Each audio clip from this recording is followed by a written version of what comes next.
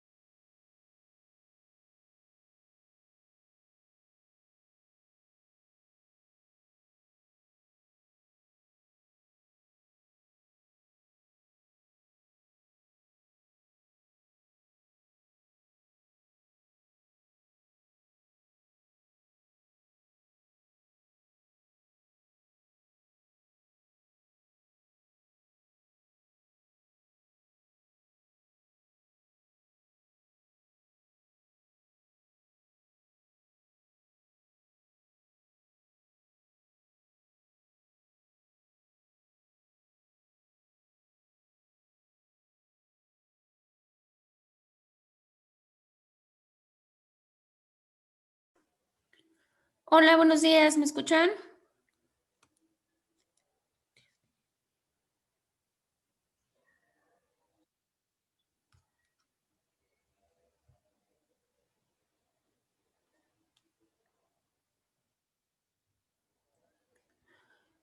Fares, Pablo, ¿quién más entró? Ay, Dios. Juan. ¿Sí me escuchan? A Juan Buenos ya le días. dije. Pablo también, ¿verdad? Ok. Sí, buenos días. Buenos días. Su cámara, por favor. Los tengo que ver.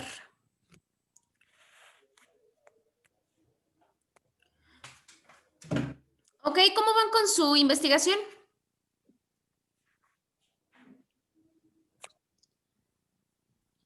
Juan, ¿cómo vas con tu investigación? Bien, voy bien. ¿Sí? Fares. Hola, buenos días. ¿Me Hola, escucha? buenos días. Sí, claro que te escucho. Voy bien, profesora. Nada más me faltarían algunos puntos, pero todo bien. Para detallar. Ok, Pablo, Sí. ¿cómo vas?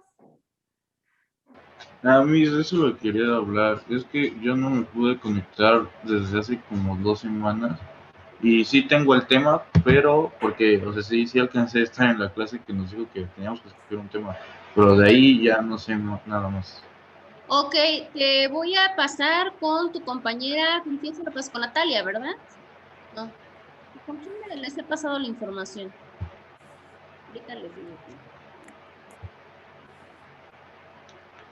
Ajá, para que le pidas a tu compañera, hay un grupo no un grupo, hay un canal de YouTube donde estamos cargando todas las grabaciones de las sesiones. Ah, sí, creo que Si sí. ya te lo pasó, para que igual puedas consultar lo que llevamos, lo que vamos y no te atrases, o más bien te Ok, pongas mis. pendiente, ¿vale? Ahorita les voy ¿Y, a comentar cómo vamos a quedar con este trabajo.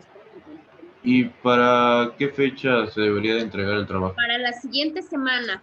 Llevamos trabajando un par de semanas en esto, bueno, obviamente con esta, y la tendríamos que entregar la siguiente semana, la siguiente. Mi idea era que estuvieran la mayoría para que obviamente las instrucciones fueran para todos, pero si no, pues ya tendremos que checar la manera, o ustedes si tienen contacto con sus demás compañeros les hagan saber la información. La siguiente semana va a ser su presentación. ¿Qué quiere decir? Que para el día domingo en la noche ya tienen que tener su trabajo completo para que lo carguen en la plataforma. Y el día lunes vamos a hacer una dinámica que se denomina aula invertida. Si han escuchado hablar del aula invertida, es una especie de que ahora ustedes sean los que planteen su tema, así como yo les transmito y les explico y les proyecto el material, ahora ustedes van a ser los encargados de hacer esto. Obviamente aplicando pues precisamente todos estos datos que nosotros ya hemos ido viendo y toda la información que hemos ido recabando en las sesiones como tal, ¿no? La aplicación del método científico, obviamente los tips que se les dieron para ir formulando su hipótesis y todo lo demás. Su presentación sería entonces el siguiente lunes. Van a pasar conforme están en la lista, ¿sale? Tal cual. Obviamente vamos a tener que ser puntuales porque sí son varios. Entonces, para que nos dé tiempo y no tengamos ningún problema, sería destinada a la siguiente clase o por lo menos una gran parte en cuanto a sus exposiciones. No me gusta llamarla exposición porque la realidad es que la exposición, bueno, ya sabemos luego la mecánica que se maneja en las exposiciones. La realidad es que no es así porque no es un tema que esté dentro propiamente de la cuestión de su temario. Básicamente solo es una práctica para que ustedes pongan precisamente de esa manera lo que están aprendiendo en teoría. ¿Qué otra cosa les puedo decir? Su temporalidad, el tiempo va desde los 7 minutos hasta los 10 minutos. ¿Qué quiere decir? No pueden exponer menos de 7, pero tampoco se pueden exceder a más de 10, ¿sale? Para que lo vayan ustedes más o menos teniendo su tiempo y demás. ¿Pueden tener un material de apoyo? Sí, sí lo pueden tener. Aguas. Lo primero que se les va a venir a la cabeza probablemente sea algún tipo de diapositiva o algo así. Está bien como apoyo, pero no que se lean completamente la diapositiva. ¿Sale? Si tienen algún fragmento, porque es la frase de algún autor, porque son fechas, porque son números, sin ningún problema. Pero tienen que explicarlo, porque obviamente los conocedores y especialistas de su tema son ustedes, porque precisamente por eso lo eligieron y por eso han tenido este tiempo para buscarlo. Se supone que en esta semana de trabajo, que fue el día lunes pasado a la fecha, bueno, ayer me imagino, lo que hicieron ustedes fue hacer toda la parte de su marco teórico. ¿Qué quiere decir? Pues toda la columna vertebral o lo fuerte de su propio tema. O sea, ya recabaron toda la información de sus indistintas fuentes. No desconozco cuáles sean. Ya ahorita ya nada más vamos a hacer los últimos, como que los detalles o ya lo que nos lleve a la propia conclusión. Y con eso nosotros estaríamos finalizando como tal con el tema y obviamente con esta situación. ¿Sale? ¿Tienen alguna duda o alguna pregunta en cómo va a estar esa mecánica? Sí, de una vez, ¿eh? Ahorita es cuando. No quiero que el domingo de la siguiente semana a las 8 o 10 de la noche me estén preguntando que qué pasó. O el lunes a las 8 de la mañana. ¿Tienen alguna duda o alguna pregunta? Pueden interactuar con sus compañeros, ¿eh? Van a tener la plena libertad. Si ustedes le quieren dentro de su exposición preguntar a alguno, lo pueden hacer. Y los demás, si le quieren preguntar a la persona que está exponiendo su tema, lo tendrá que hacer. Al final, obviamente, para evaluar la parte de la cuestión investigativa o la parte fuerte de la cuestión investigativa, pues sí se tienen que formular preguntas. No hay problemas y al final de cuentas todos son muy solidarios. Si no tienen preguntas para sus compañeros, no hay problema. Si no las formulan ustedes, las formulo yo. Entonces no va a haber como que mayor detalle. ¿Qué otra cosa? ¿Qué otra cosa? ¿Pueden tener fichas? Pues claro, ya hablamos que les pueden servir las fichas de trabajo si es que se quieran apoyar. ¿Cuáles son los requerimientos? Que utilicen alguna aplicación, ¿sale? Que utilicen alguna aplicación para la formulación de su material. Tenemos muchos, la realidad es que hay muchas aplicaciones que les sirven a ustedes para poder realizar algún tipo de material visual, ¿sale? Pueden utilizar Prezi, pueden utilizar Canva, pueden utilizar Goncard, pueden utilizar Geniali, por ejemplo. La aplicación que ustedes quieran utilizar, adelante, las que a ustedes se les haga mejor. Si ustedes creen que en dos diapositivas o en 2 palabras o en 2 renglones ustedes desarrollan todo su tema, perfecto, no hay ningún problema. Si quieren en 10, pues en 10, eso ya dependerá de ustedes. ¿Sale? El único requerimiento, porque va a ser parte de lo que se va a calificar, pues es eso. ¿Cómo se va a evaluar el trabajo? Acá tenemos una problemática porque si se percataron, en su plataforma solamente tienen 7 semanas cargadas. No sé si ya lo vieron. Y su curso es de 14 semanas. Estamos precisamente a la mitad. Esta semana iniciamos con la semana 8. Entonces, hasta que no nos carguen las 7 semanas restantes o hasta que no sepamos qué hacerlo, pues las actividades se van a quedar como que un poquito rezagadas. Lo que vamos a hacer en esta situación es que ustedes van a ir resguardando sus actividades, ¿sale? Por ejemplo, hoy lo que les deje el día de hoy lo van a resguardar. Si en el transcurso de la semana ya se tienen cargada la semana 8, yo les indicaré en qué espacio lo van a cargar. Pero se los digo para que no se confíen y no lo realicen. Realícenlo y se lo quedan guardado para que ya luego nada más lo carguen, ¿sale? Igual lo mismo, la exposición, van a cargar su trabajo y van a cargar su material de apoyo, o sea, van a ser 2. Pero si abren los espacios, si no los abren, pues solamente se los quedan ustedes y yo les daré la indicación de cuándo, ¿sale? Ya les dije, pasan el número de lista, ya saben el orden de cómo están ustedes en mi lista. Bueno, salvo Daniel, ¿está Daniel? Sí, ¿verdad? En el caso de Daniel, bueno, técnicamente Daniel era el primero. Bueno, no el primero, era el segundo en la lista. Sin embargo, como él se incorporó después, pues está hasta el final y nos vamos a ir con ese orden. Al igual que Luis Ángel, pero de Luis Ángel honestamente desconozco qué vaya a hacer. Entonces, así vamos a quedar con su trabajo. Les decía, ¿cuál va a ser la puntuación?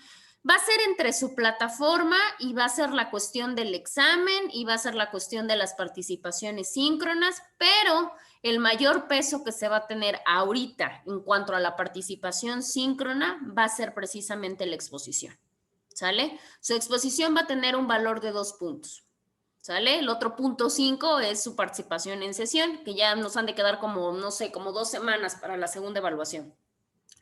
De esos 2 puntos... 10% y 10%. 10% va a ser toda la metodología escrita, que es lo que ustedes han ido subiendo y lo que van a subir al final. Y el otro 10% o el otro punto, como lo quieran tomar ustedes, va a ser precisamente la presentación oral, la que van a realizar el siguiente lunes. ¿Sale? ¿Hasta acá tienen alguna duda o tienen alguna pregunta? ¿Sí? ¿No? ¿No? Bueno, conste, ¿eh? No quiero problemas. A ver.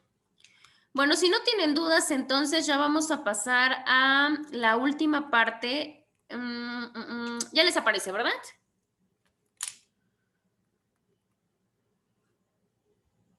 ¿Sí les aparece ya? Sí. ¿Sí? Ok. La siguiente parte que nosotros vemos después de toda esta situación del marco teórico y de la recolección propia de información que teníamos, también tenemos un apartado que se va a llamar recolección de datos, ¿sale? Para nosotros poder recopilar algún tipo de información o algún tipo de dato específico, se utiliza la herramienta de la encuesta, ¿sale? En el caso de la encuesta, ¿qué son las encuestas? Bueno, las encuestas para empezar tienen 2 tipos de instrumentos, no solamente la encuesta genérica que nosotros conocemos. En la encuesta podemos tener 2 instrumentos, sobre todo los principales. Por un lado tenemos lo que es la entrevista y por el otro lado tenemos lo que es el cuestionario, ¿sale? Ahora, ¿qué pasa con la primera? Que sería la cuestión del cuestionario. Bueno, el cuestionario recordemos que puede ser un conjunto de preguntas. Básicamente eso es un conjunto de preguntas. Las preguntas, o también denominadas dentro de la cuestión investigativa como ítems, pueden ser de diferentes tipos, ¿sale? Como los que les aparecen en la pantalla. Puede ser a través de datos objetivos, pueden ser preguntas o ítems cerrados, pueden ser abiertos, pueden ser en abanico, etcétera. ¿Cuáles son los de dato objetivo? Cuando nosotros hablamos de la parte de dato objetivo es cuando nos referimos como tal a la parte de que necesitamos solamente una información o un dato de manera precisa. Por ejemplo, pues si yo solicito una edad, si solicito un sexo, un estado civil, una cuestión muy precisa, ¿sale? Generalmente son identificativas.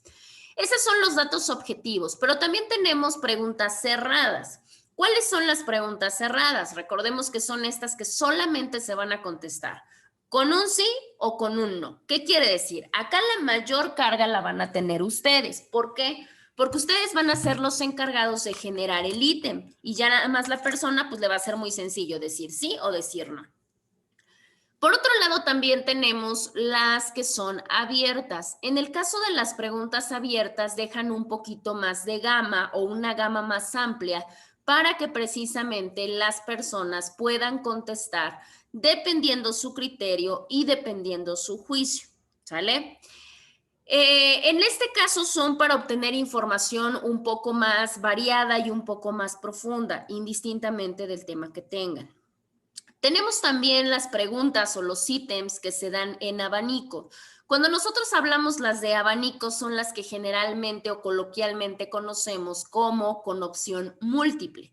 ¿Qué quiere decir? Que nos da una serie de opciones o una serie de posibilidades que la persona puede responder, Y obviamente pues el entrevistado ya podrá elegir la que él crea conveniente o con la que más tenga afinidad o simpatía.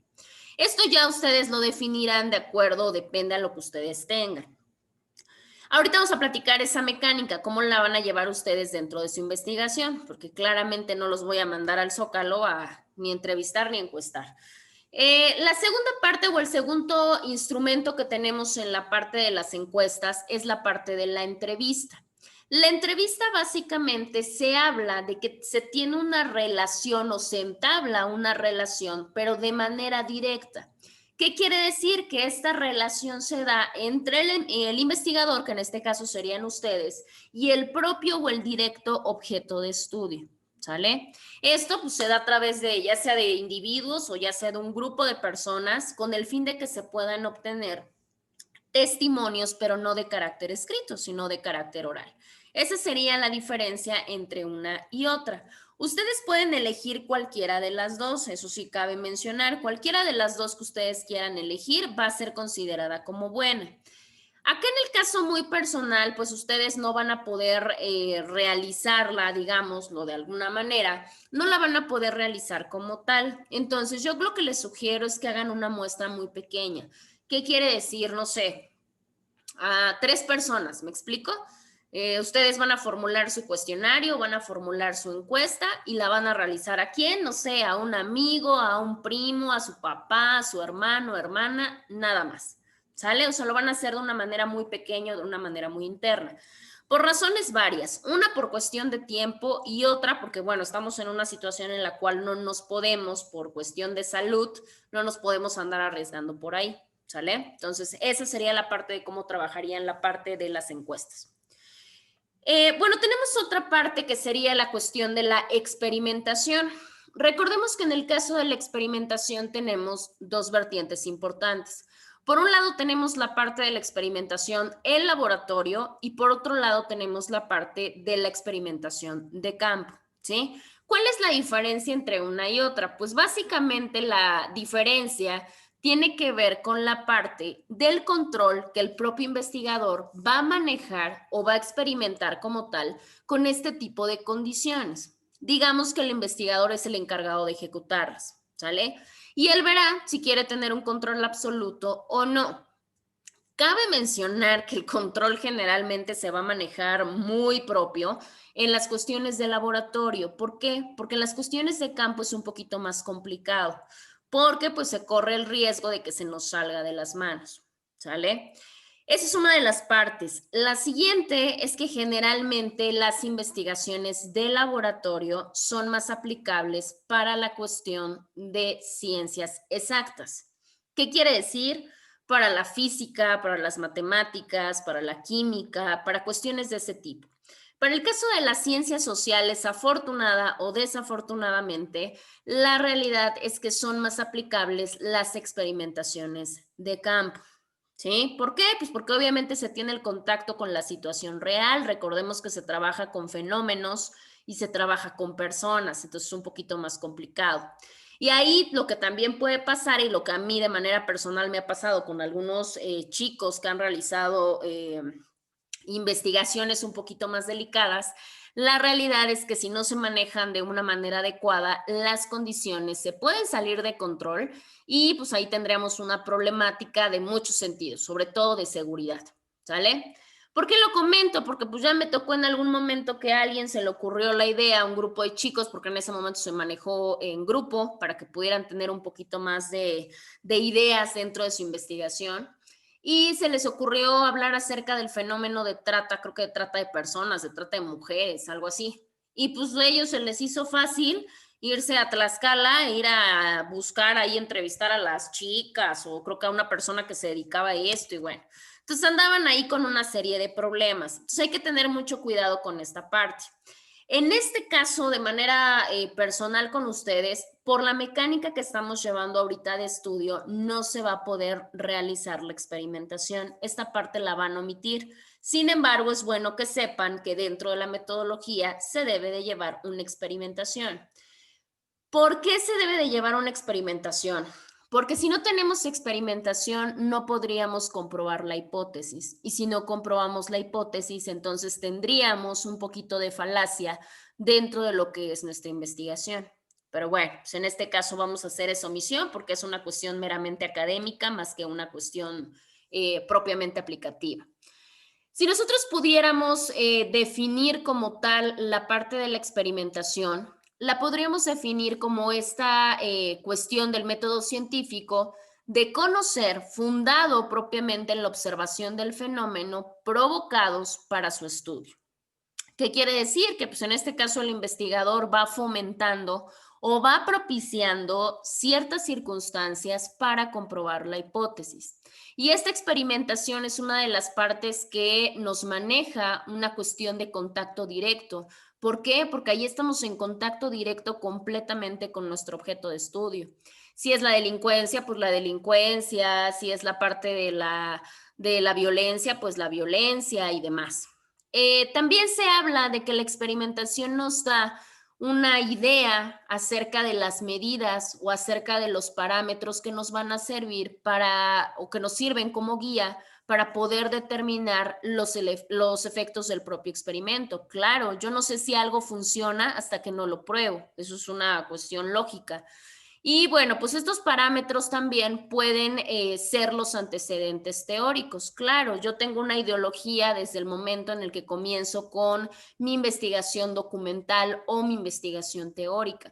Ya lo único que necesito es comprobar si esa teoría es cierta o falsa. Y eso solamente se logrará a través de la experimentación.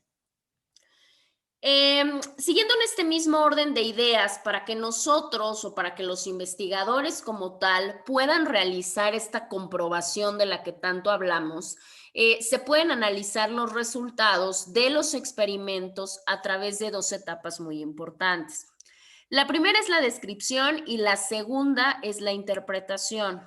En el caso de la primera etapa, que es la descripción, solamente es donde nosotros vamos a narrar los resultados que obtuvimos en nuestra experimentación y eso pues nos va a dar a todos un punto de partida para poder realizar la interpretación de los resultados. Y tenemos una segunda etapa. La segunda etapa como tal ya es la interpretación. Y en la interpretación pues básicamente es que se puedan explicar todas las causas y todos los efectos de los resultados. ¿Qué quiere decir? No está su compañera, pero bueno, por ejemplo, ella que iba a hablar acerca de la violencia, una cuestión de violencia, pues ¿cuál podría ser su experimento? Pues su experimento, pues si va, no sé, al Instituto de la Mujer en Puebla, donde llegan mujeres violentadas de diferentes tipos de violencia y las entrevista y las encuesta y demás, muy posiblemente siguen los factores. Ella podría llegar a determinar los factores que ya obviamente le tuvieron que haber arrojado dentro de la teoría.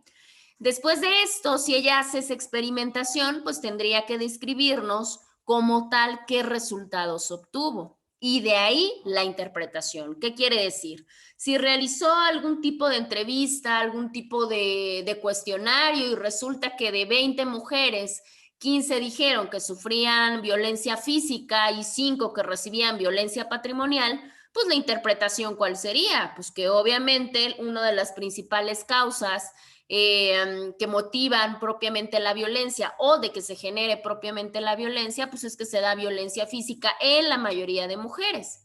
¿Cuáles son los efectos? Bueno, digamos que en otra pregunta solicitó el motivo de por qué las mujeres violentadas no se salían de su casa. Y digamos que de esas 20, 17 le dijeron que por cuestiones económicas. Pues la interpretación va a ser esa, que uno de los factores primordiales para o por qué las mujeres aguantan violencia, pues serían cuestiones económicas. Eso es lo que ella va a hacer en su descripción y en su interpretación como tal. Bueno, ya que nosotros tenemos las dos etapas de la experimentación, ya con eso nosotros daríamos por semifinalizada la investigación y a través de ello sacaríamos la parte de las conclusiones.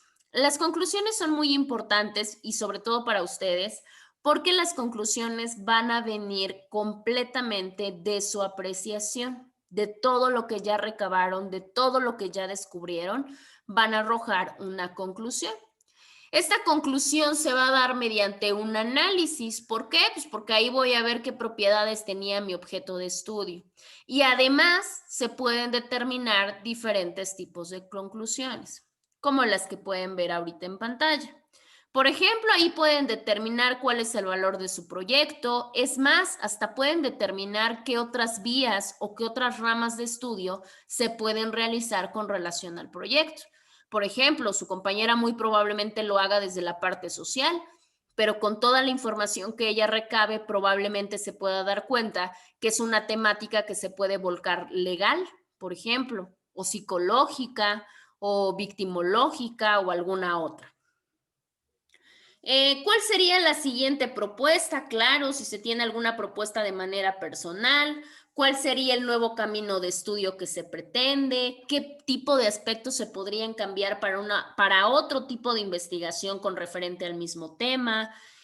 También ahí es muy importante que en las conclusiones, y eso sí se los digo porque su conclusión debe de contener esto, deben de decir si comprobaron su hipótesis. Si la comprobaron, quiere decir que es válida. Obviamente ustedes solamente lo van a hacer en base a la teoría. Y eso suponiendo que lo digan, pero también es válido si a raíz de su investigación se dieron cuenta que su hipótesis era falsa o que no era válida, ¿sí? Bueno, les decía, pues se tiene que poner si se comprueba la hipótesis, ¿no? Y ya se puede poner ya sea hasta como una teoría o muchas veces como una ley natural. Eso obviamente se va haciendo con el paso del tiempo. Bueno, y ya posteriormente a eso ya tendríamos la última parte, posteriormente a la conclusión. En el caso de la conclusión, tendríamos la parte de las propuestas, el reporte o el informe final, el nombre que ustedes le quieran dar, y la parte de la bibliografía. En el caso de las propuestas, por ahí había un tema que hablaba algo acerca de alguna problemática de funcionarios públicos, algo así. En ese caso, la propuesta, pues no sé, una propuesta de carácter legislativo en el cual se pudieran regular cierto tipo de conductas, o en el caso igual de feminismo, por ejemplo, de su compañera, pues no sé, que se pudiera legislar o regular acerca de la procedencia de las conductas feministas, no sé, eso ya dependerá de su creatividad y de toda la información que ustedes hayan recopilado. En las propuestas solamente les voy a decir que sean 3, ¿eh? Tampoco hagan como un listado de 11 propuestas, no, solamente 3. Y esas propuestas pueden ser del nivel o del carácter que sea. ¿Qué quiere decir? Pueden ser legales o legislativas, pueden ser hasta judiciales, pueden ser psicológicas, pueden ser sociológicas, puede intervenir el Estado, los particulares, las asociaciones, lo que ustedes quieran. En cuestión del reporte o el informe final, básicamente es como un recuento de los resultados. No una conclusión, porque la conclusión es la narrativa completa o la narrativa en prosa. En el caso del reporte o el informe final, generalmente se pone si existió algún tipo de incidente, si existió algún tipo de daño, si, no sé, vamos a pensar, pues me llevé más tiempo del que necesitaba. Por una situación de contingencia, pues la persona le fue imposible viajar. Cualquier tipo de cuestión externa o cualquier cuestión ajena que se suscitó durante la investigación va en ese reporte o informe final. Si lo tienen bien, si no tienen ninguna situación ni ninguna parte ahí, lo dejan en blanco, no lo pongan. Y lo último ya sería la parte de la bibliografía. En la bibliografía ustedes van a contar con toda la gama de información que tuvieron durante su propia investigación. La citación o el modelo de citación, recuerden que es el modelo APA, entonces tienen que citarlo de esa manera. Tengan mucho cuidado y eso sí van a tener que checarlo. ¿Por qué? Porque recuerden que no todo se cita igual. Una revista electrónica no se cita como un libro, ¿no? Vamos a pensar, o una revista, o una página de internet, etcétera. Entonces tengan mucho cuidado al hacer su bibliografía. La cantidad de fuentes no, en el caso de cantidad de fuentes no les voy a dar ningún número como tal de fuentes, ¿sale? Eso sí es un hecho. ¿Qué quiere decir? Que ustedes pueden poner, si quieren poner 15 fuentes, adelante. Si su información quedó completa con 5, tampoco pasa nada, ¿sale? Siempre y cuando pues la citen de manera correcta. ¿Hasta acá tienen alguna duda, alguna pregunta, algo que les aclare? Porque ya vamos a cerrar propiamente el tema. ¿No? ¿Seguros? Ya los veré el lunes. El lunes ya veremos si había o no había dudas. A ver, espérenme, déjenme poner. Si entonces no hay dudas, nosotros cerramos como tal toda la parte de método científico el día de hoy. Y ya pasaríamos a nuestra siguiente unidad. Nuestra siguiente unidad ya es completamente diferente a lo que vimos prácticamente en la anterior, porque ya como su propio nombre lo dice, vamos a hablar acerca de todas las teorías del conocimiento. Cabe mencionar y sí les quiero aclarar que la realidad es que es muy complicado y váyanse haciendo la idea porque precisamente son muchas teorías, ¿sale? Entonces, para que no tengamos ninguna problemática. Déjenme, les voy a tomar de una vez su evidencia porque si no se me va a olvidar.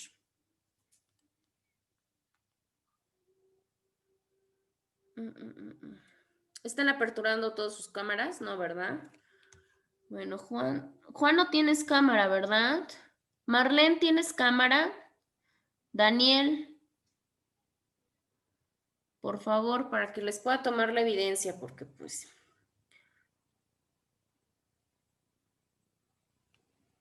Listo. Ay, Miss, yo tengo una duda en cuanto al dígame, Pablo. formato de la exposición.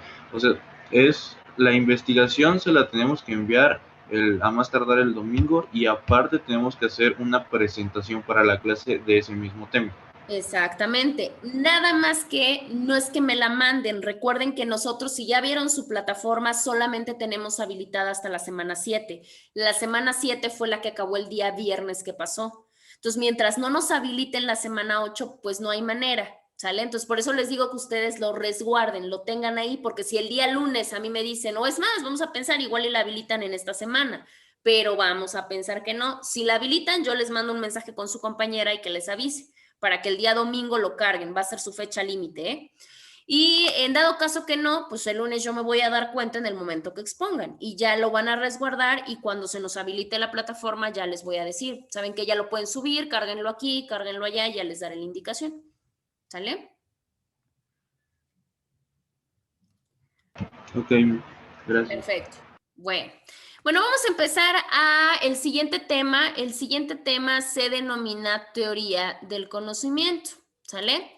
En el caso de la teoría del conocimiento, lo que nosotros primero tenemos que visualizar es que nos habla de dos cuestiones importantes. Tenemos que discernir si estamos ante una parte de ciencia, como es la parte del conocimiento, o si estamos ante una cuestión de filosofía, como lo marca la parte de la teoría. Todos sabemos que como tal el conocimiento básicamente es un fenómeno y es un fenómeno que tiene o está compuesto por diferentes tipos de aspectos. ¿Por qué decimos que el conocimiento es un fenómeno que tiene muchos aspectos? Porque la realidad es que puede ser un fenómeno psicológico, sociológico, biológico, es más, hasta esa parte de llamar que es una cuestión biológica. Todos nosotros sabemos que tenemos de manera indistinta más o menos conocimientos, ¿sí? O sea, creo que ahí todos estamos de acuerdo. Muchos lo vinculan a que es una cuestión social. ¿Qué quiere decir? Que muchas veces decimos, bueno, una persona que tiene maestrías y doctorados y demás, pues tiene muchos conocimientos. Esto lo vemos desde la parte sociológica. Muchos lo vinculan a que el conocimiento o la forma de adquirirlo es de carácter biológico. ¿Qué quiere decir? Que son características innatas o internas o hasta heredadas que tenemos para poseer este conocimiento.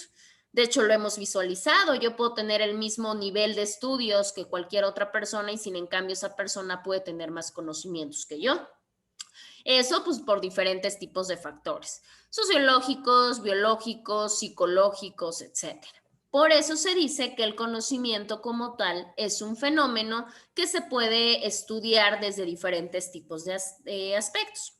Por ello, como tal, pues el estudio del conocimiento se puede abordar desde diferentes tipos de vista y también se puede estudiar a través de una cuestión multidisciplinaria. ¿Qué quiere decir? Pues a través de un sinfín de ciencias, ¿sí? Sobre todo ciencias empíricas o ciencias que se practican. ¿Por qué se habla de ciencias empíricas? Recordemos que las ciencias empíricas son aquellas que manejan la parte de la experimentación.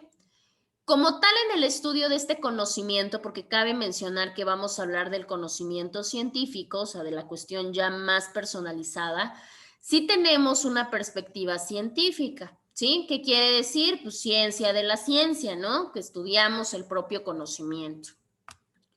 Bueno, ¿cuál es la ciencia de la ciencia o la ciencia que se encarga del conocimiento propiamente de esta parte? Pues se llama epistemología. La epistemología como tal es una ciencia que se encarga de estudiar todo lo relativo y todo lo que rodea al conocimiento, ¿sí?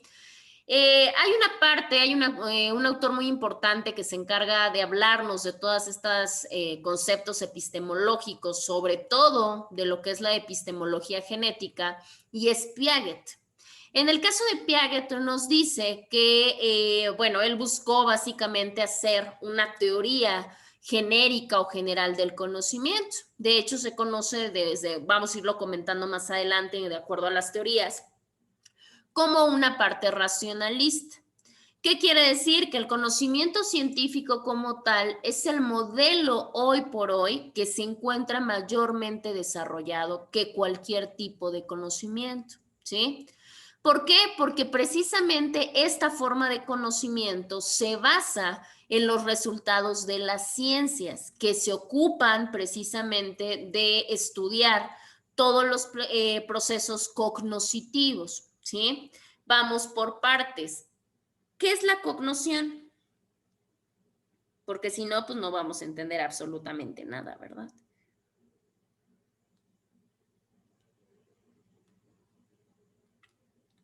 ¿Qué es la cognición o qué es el proceso cognitivo? Se las pongo más fácil. ¿Cómo aprenden ustedes? Pues se conoce por medio de la percepción, ¿no? Claro. ¿Cómo aprenden ustedes? A ver, yo les pongo así. Ustedes están en un nivel universitario. ¿Qué quiere decir? Que ya pasaron su jardín de niños, su primaria, su secundaria, su bachillerato, y por eso están aquí, por eso llegaron hasta la parte de la universidad. Quiere decir que bien, mal, más, menos, aprendieron, ¿no? Y obtuvieron conocimiento. ¿Cómo lo obtuvieron?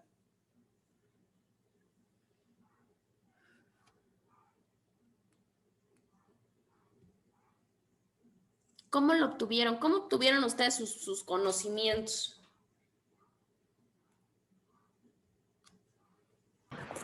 A través de la percepción. Auditivamente. ¿Cómo perciben ustedes? Visual o auditivamente. Claro, por supuesto, las formas en que nosotros percibimos lo que sea del mundo exterior, entre ellos la parte del conocimiento, pues es a través de los sentidos. ¿Qué quiere decir? Específicamente, si lo vemos de esa manera, nosotros aprendemos ya sea de manera visual, ya sea de manera auditiva.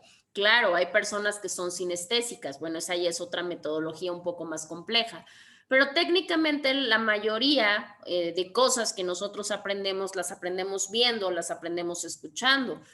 Por eso tenemos esta dualidad. Se dice, ¿no? De hecho, hay partes cognitivas que nos manejan que los hombres, por ejemplo, son más visuales. ¿Qué quiere decir? Que ellos aprenden más por la vista, se fijan más en lo que ven que en lo que escuchan. Por eso los hombres, de cierta manera, tienden a ser más distraídos. Y eso sí lo pueden poner a prueba. La realidad es que un hombre se distrae muy fácil cuando hablamos de la cuestión visual. Pero también es relevante porque a ellos se jala su atención por medio de la visión. ¿Qué quiere decir? Si por ejemplo acá se ven colores llamativos, figuras y demás, ellos van a tener más centrada su atención. A diferencia de las mujeres, se dice que las mujeres aprenden generalmente o tienen mayormente la situación de aprender por la situación del oído. ¿Qué quiere decir? Que visualmente no tienden tanto a la distracción. Sin embargo, la cuestión auditiva sí, ¿sale? Dicen, no es regla general porque la realidad es que hay hombres que tienen muy desarrollada la cuestión del audio y aprenden mejor escuchando que viendo, y hay mujeres que por supuesto son muy distraídas en cuanto a la cuestión de la vista, ¿sale? Bueno, esto ya dependerá. En el caso de la parte que a nosotros nos corresponde, que son estos procesos cognitivos, tienden a la parte de que nosotros percibimos a través de los mismos, a través de todos nuestros sentidos. Pero esto generalmente viene a través de una cuestión de una preconcepción. ¿Qué quiere decir? Una idea previa, ¿sale? Por eso también se menciona que entre mayormente tendamos a leer y hablar, ¿qué es lo que va a pasar? Vamos a desarrollar con mucho más facilidad la cuestión de expresarnos y vamos a contar con una mayoría de vocabulario para poderlo expresar. Muchas veces nos ha pasado dentro de esta cuestión de la obtención del conocimiento que les pregunto algo y me dicen, es que sí sé, pero no sé cómo expresarlo, ¿no? No sé cómo darme a entender o no sé cómo decirlo. Ah, pues eso pasa precisamente por esa misma razón. Una, porque no se gesticula mucho la parte del hablar con una cuestión de reiteración. Y segunda, esta falta de lectura o esta falta de vocabulario que se tiene dentro de nuestra cabeza, pues no es tanta y por eso no encontramos las palabras para poderlo explicar. Pues precisamente de todo este proceso cognitivo se encarga la cuestión de la epistemología, ¿sale? Bueno, les decía que los procesos cognitivos parten a través de una cuestión de preconcepción, sobre todo de preconcepción filosófica, a través de lo que significa propiamente el conocimiento. ¿Qué quiere decir? Que nosotros siempre vamos en búsqueda del conocimiento de la realidad, ¿sí? Y obviamente, pues para nosotros saber qué es real y qué no, precisamente por eso desarrollamos esta metodología de investigación, porque eso al final de cuentas nos va a arrojar un conocimiento y vamos a saber si ese conocimiento es real o no lo es, ¿sí? Ahora, cabe señalar también esta parte que a la cuestión del término del proceso, se da para diferentes tipos de interpretaciones. Pueden ser filosóficas o no lo pueden ser, pero todas ellas nos tendrán que entregar resultados empíricos, resultados que podamos poner a prueba. Ok, les decía y hablábamos por parte de la cuestión de esta ciencia, que es la epistemología.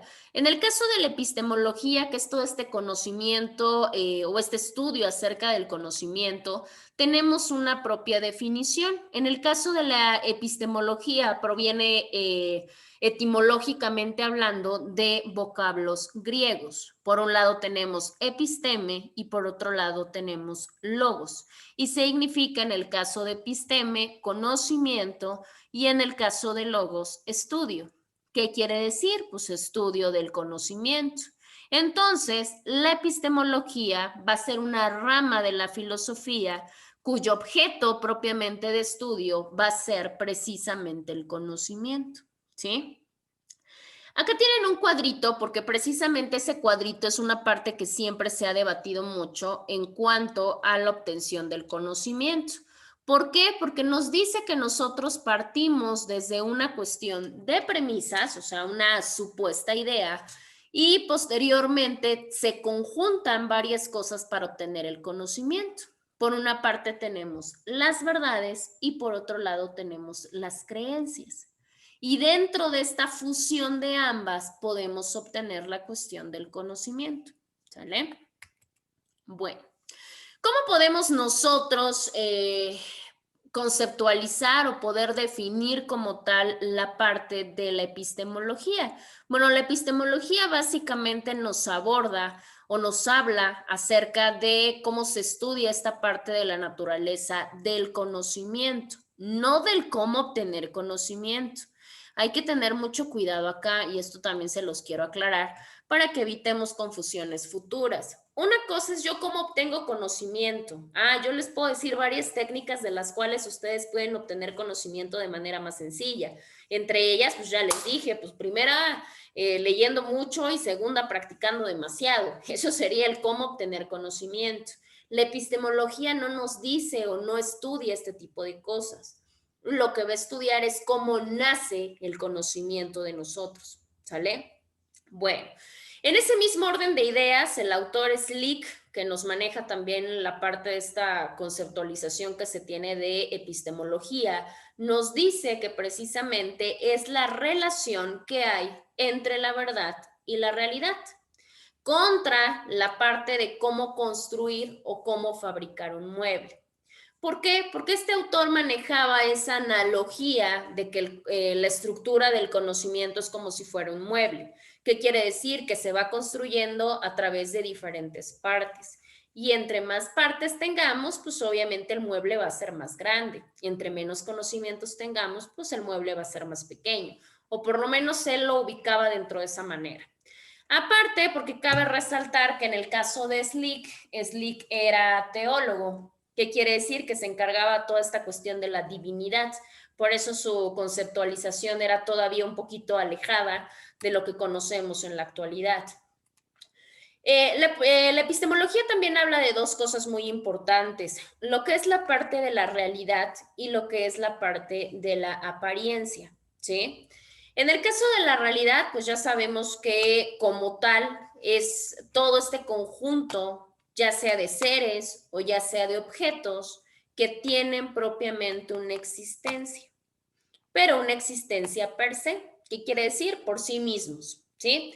Sin importar el tipo de sujeto que pueda percibir algo de los mismos. Es decir, cuando nosotros hablamos de la realidad, hablamos de ella como todo aquello que existe, ¿sale? Y todo aquello que existe, pues básicamente es todo aquello que podamos nosotros percibir con nuestros sentidos, ¿sí? Pueden ser objetos, pueden ser personas, puede ser lo que sea. Eso es la realidad, ¿sí? Y por otro lado, tenemos la cuestión de las apariencias o la apariencia. En el caso de la apariencia, y lo hemos escuchado más de una vez manifestado a cuestiones sobre todo estéticas, en el caso de la apariencia va a ser la forma en cómo se puede manifestar esta realidad, ¿sí? ¿Cómo se va a presentar o cómo se va a manifestar esta realidad para quién? Pues obviamente para todos los sujetos que perciban esta realidad, ¿sí? Vamos a platicarlo de manera un poquito más, más empírica o más práctica. Si yo te pregunto, Marlene, ¿qué es una persona? ¿Qué me dirías? Un ser humano. Un ser humano, ¿ok? Perfecto. Si te pregunto, Pablo, ¿qué es una persona? ¿Qué me dirías?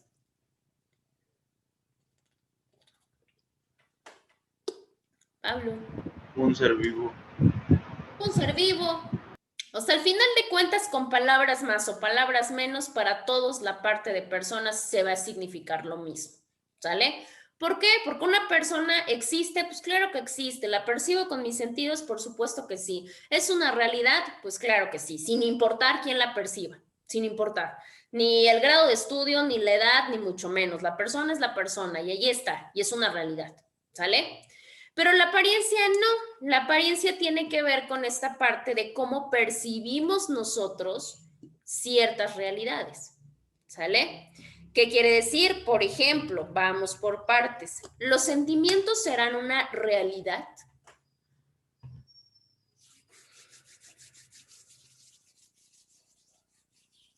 ¿O no? Pues sí, ¿no? Sí, no, sí, ¿por qué? No, ¿por qué? Porque, ay, no sé cómo explicarlo, la verdad. O sea, es algo que sentimos, pero, o sea, no es algo tangente, pero es algo que sabemos que hay, aunque no lo podamos ver. Claro, esa es una de las partes que nos hace dudar de la realidad de cierto tipo de cosas, lo que bien acaba de comentar su compañero. Hay cosas que técnicamente sabemos que son reales porque de cierta manera las sentimos. Sin embargo, no las podemos explicar porque no son tangibles, quiere decir, no son perceptibles para nuestros sentidos. Si yo les pregunto, por ejemplo, ¿qué podrá ser? Lo hice en general, no sé, ¿qué es el amor, por ejemplo? Pares, ¿qué es el amor para ti?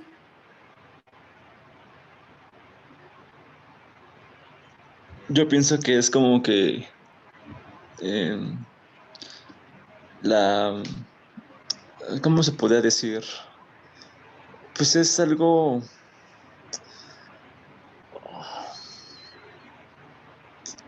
No, le fallo. Sí, claro, porque ahí viene la parte y eso es muy común. O sea, todos en algún momento, yo sí me atrevo a preguntarle a Fares, ¿amas a tus padres? Yo creo que me va a decir que sí, ¿no? ¿Cómo podemos sentir algo que no sabemos explicar o que no podemos definir? Y eso no quiere decir que sea mentira, ni que no lo sintamos, ni que no exista como tal. Simple y sencillamente no es tangible. Y estas cosas intangibles nos cuesta mucho percibirlas.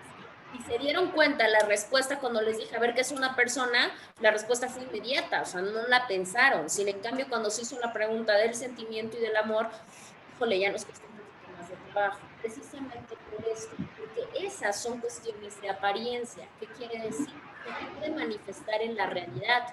Sin embargo, va a ser diferente a la cuestión de los sujetos que los percibimos. ¿Vale? Vamos a pensar, vamos a poner otro ejemplo. ¿Cuál se me ocurre? El alma, por ejemplo. Si yo les pregunto qué es el alma, para empezar, habría que saber si creo que existe o que tenemos alma o no lo creo, ¿no? Y si no lo creo, muy probable se me haga mucho más difícil poderlo expresar.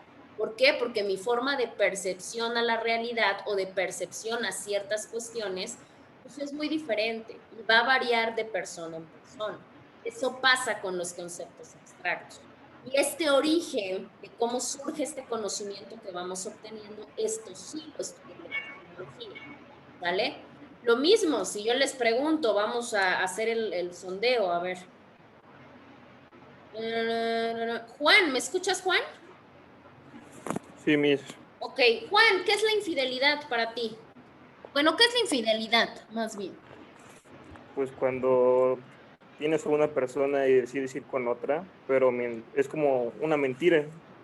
Una mentira. Ah, ok. Vamos a pensar que estoy casada, pero me voy con otra persona, con otro hombre a comer. Ya le fui infiel entonces. No, pero bueno, depende bueno, yo lo veo de esta manera, pues un ejemplo, está casado y, y pues va con otra persona, pero no nada más va a comer o va a hacer cosas que a lo mejor pues son debidas, porque puede ser su amigo simplemente y puede comer con su amigo, pero ya Claro. estamos hablando de que ya pasa más de un abrazo o más de ese tipo de cosas. Ok.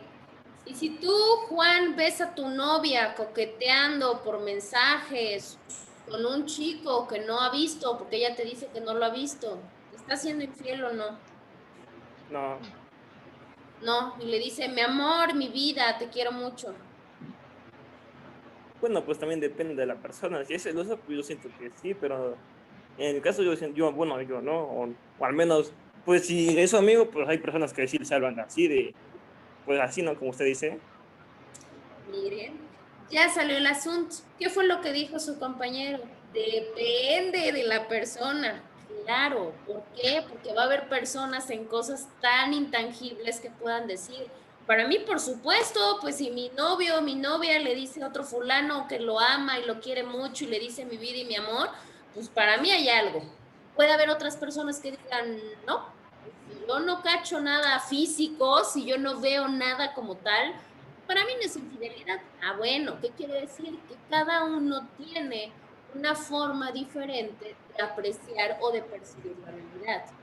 Por eso es muy subjetivo cuando hablamos del bien y cuando hablamos del mal, porque lo que para mí puede estar bien para ustedes no, o lo que para mí puede estar mal para ustedes no. Esto también puede depender hasta de la propia educación, de la propia sociedad, etcétera. ¿Me explico? Pero al final de cuentas, esta obtención de conocimiento la vamos haciendo de diferentes maneras. No todos aprenden en la escuela. Es más, vámonos a puntos más fáciles. Luego hay cosas y luego hay formas y luego hay preguntas que nos las pueden responder personas que no tienen un nivel académico, estudiantes universitarios, porque son preguntas de lógica. ¿Qué quiere decir? Que su conocimiento probablemente no se acerca de las teorías que ustedes ven pero sin embargo poseen mucho más conocimiento en diferentes cosas que nosotros mismos. ¿Vale? Entonces, todo este origen de cómo obtenemos, de cómo se tiene o la naturaleza de el conocimiento, lo estudia propiamente la epistemología. Bueno, en el caso, continuando con esta parte, la epistemología, decíamos que es esta disciplina que precisamente deriva de la filosofía y que se encarga de estudiar dos aspectos muy importantes. El primero es la actividad investigativa y el segundo, el producto de esa actividad. Generalmente la primera, que es la actividad investigativa, tiene que ver con la forma de la docencia y con la forma de cómo aplicamos ese conocimiento. Lo mismo que yo les planteaba, bueno, ahorita comento eso. Y el segundo, el producto de la actividad. ¿Qué quiere decir? ¿Cómo se da esta metodología para obtener el propio conocimiento científico comprobable? ¿Sí?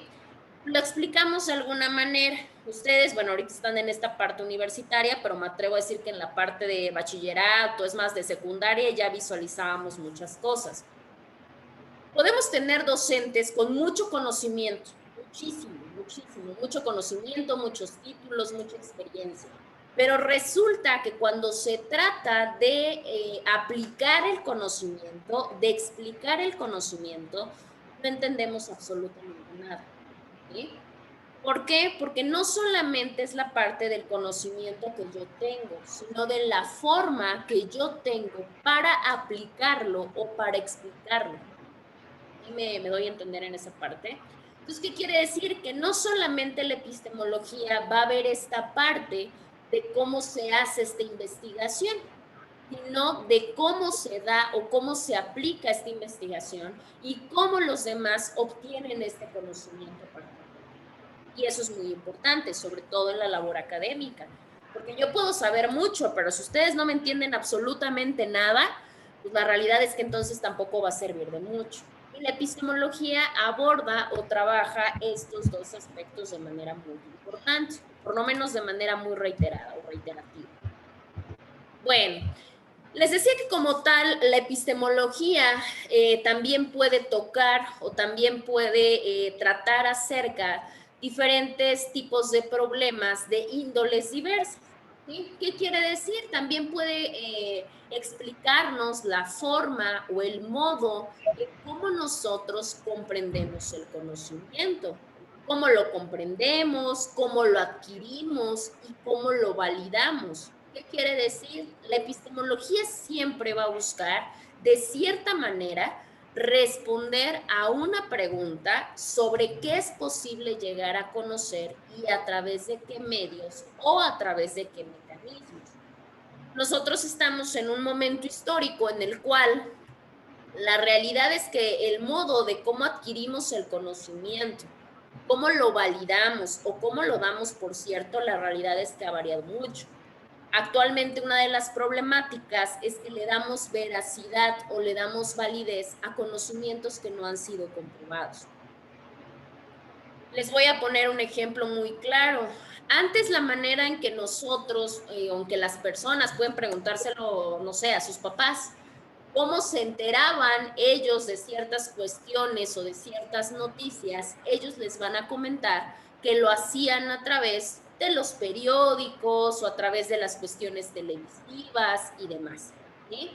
En la actualidad, la realidad es que enterarnos de alguna cuestión noticiosa es muy fácil o es muy rápido. ¿Sí? ¿A través de qué? ¿Cómo nos enteramos de las noticias, Marlene? ¿Tú cómo te enteras de las noticias? Pues obviamente por la televisión, el radio o las redes sociales. Exactamente, ya tenemos mucho más mecanismos o mecanismos más rápidos dentro de los cuales nosotros nos podemos enterar de las noticias. Eso está bien, pues es parte de la utilización de herramientas electrónicas. La problemática es que no se puede comprobar qué tan fidedigna es esa información. ¿Sí? Antes, pues obviamente se tenía que pasar por un filtro, en el caso del periódico, por ejemplo, pues había un filtro periodístico, se tenía que mandar al reportero, el reportero investigaba, recaudaba testimonios, verificaba, ya lo traía a la cuestión de redacción y en redacción se pulía y ya se daba la autorización para poder publicar. Obviamente eran datos corroborados. Sin embargo, ahorita acaba de pasar un accidente acá afuera. En este momento yo lo subo a mis redes sociales y se difunden minutos por miles de personas en el estado y la realidad es que yo ni siquiera, es más, yo puse, acaban de atropellar a alguien y ya se murió. Muy probablemente no, porque a mí no me consta. En cambio, en cuestión de minutos, la noticia ya se generó y ya se extendió por todos lados. La problemática, pues, es cuando son noticias falsas, ¿vale? Pues precisamente esta parte o este modo en cómo vamos adquiriendo este conocimiento y en cómo nosotros lo validamos o lo damos por cierto, la realidad o los mecanismos que utilizamos para esto han variado muchísimo. Pero en cuanto al propio conocimiento científico per se obtiene o lo estudia precisamente como problemática, lo aborda la propia epistemología. ¿Sí? Pablo, ¿me podrías leer el primer recuadrito, por favor, este morado?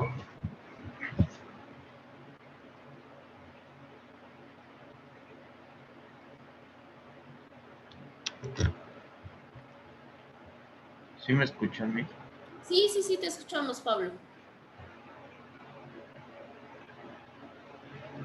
Ay, perdón, es que tengo problemas con mis audífonos. Dice, la epistemología aborda problemas generales del saber y específicos del campo de distintas ciencias o disciplinas. Pueden resumirse de la siguiente manera, partiendo de lo más general hacia lo más específico. Ok. En el caso, gracias Pablo, en el caso de la epistemología, ya lo mencionamos, aborda o trata diferentes tipos de problemáticas relacionadas como tal con el propio conocimiento, pero el conocimiento lo van a encontrar en un sinfín de ciencias y en un sinfín de disciplinas.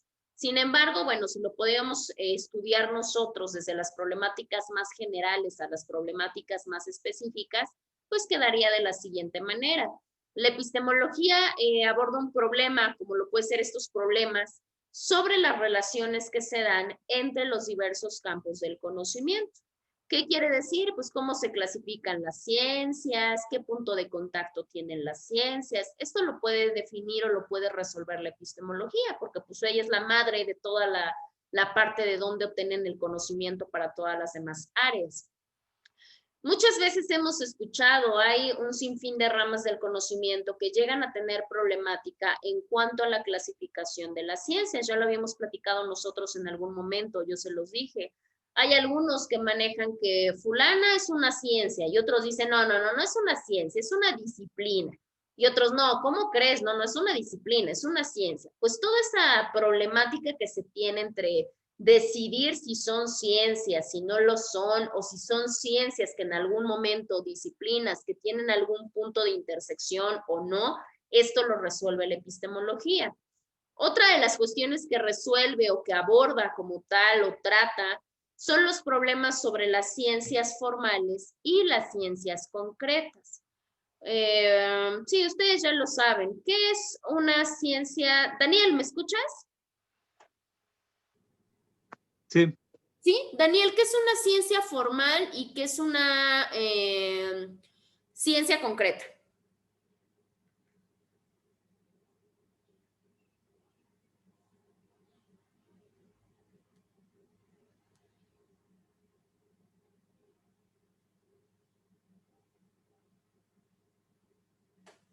Lo que te acuerdes. Bueno, nada más me acuerdo de las ciencias formales ¿Ok? y era que, bueno, eran aquellas que el estudio, bueno, el objeto de estudio no es el mundo y la naturaleza, sino que eran como, ni leyes físicas, sino que eran como sistemas formales, o sea, sistemas como de relaciones, Ok. bueno, que pueden ser aplicadas al análisis de cualquier realidad. Claro.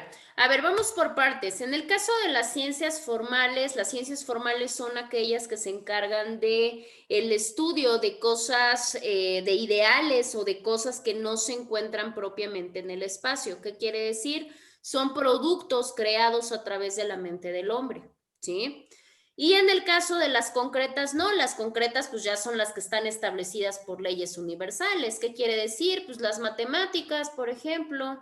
Las matemáticas siempre van a ser las matemáticas y van a estudiar exactamente lo mismo. Si yo les pregunto, ya lo habíamos creo que comentado, el valor de pi, ¿cuál es el valor de pi? Pues 3.1416 y eso no va a cambiar por absolutamente nada. Y yo puedo utilizar esa fórmula en lo que la vaya a utilizar y siempre va a tener el mismo valor. ¿Por qué? Porque ya es una ciencia concreta y porque se encuentra así establecido como un tipo de axioma o como un tipo de mandato normal.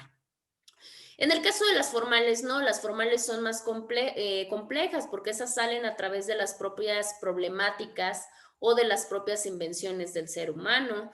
Pues vamos a poner un ejemplo, pues el aborto, por ejemplo. Pues al final de cuentas eso parte de una cuestión ideológica, sociológica, de salud pública, jurídica, de educación, etcétera. Y todo eso, la realidad es que no hay una fórmula que me explique como tal cuál es la manera correcta de proceder. Por eso forman parte en este caso del derecho, y el derecho recordemos que es una ciencia formal. ¿Por qué? Porque trabajamos con las problemáticas y con la propia conducta del individuo.